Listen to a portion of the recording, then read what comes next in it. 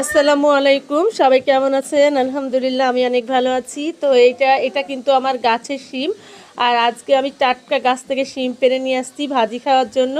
যেহেতু নতুন বছরের নতুন সবজি এইটা, তো আজকে আমি শিম আলু ভাজি করব, সেই জন্য শিমগুলোকে সুন্দর করে কেটে নিচ্ছিলাম।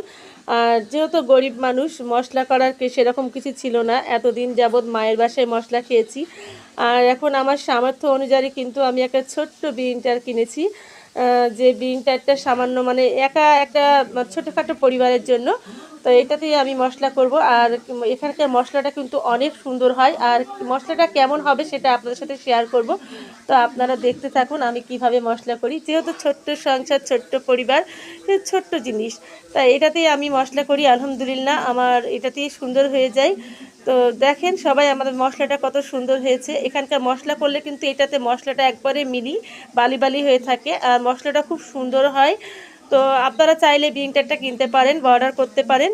তো আমার কাছে মাশাআল্লাহ অনেক সুন্দর, অনেক সুন্দর একটা বিনটার। আমি মাছ রান্না করব। তো দেখেন আমি কিন্তু মাছটা সুন্দর করে পরিষ্কার করে মশলা মাখিয়ে রাখছি, আর এদিকে মাছ কিছুটা ভেজে নিচ্ছি। তো ভিডিওটা যেহেতু অনেক লং হয়ে যাবে, আর এখন মানুষের ধৈর্য খুবই কম, তাই আজকে এই পর্যন্তই। সবাই ভালো থাকবেন, সুস্থ থাকবেন। আল্লাহ হাফেজ।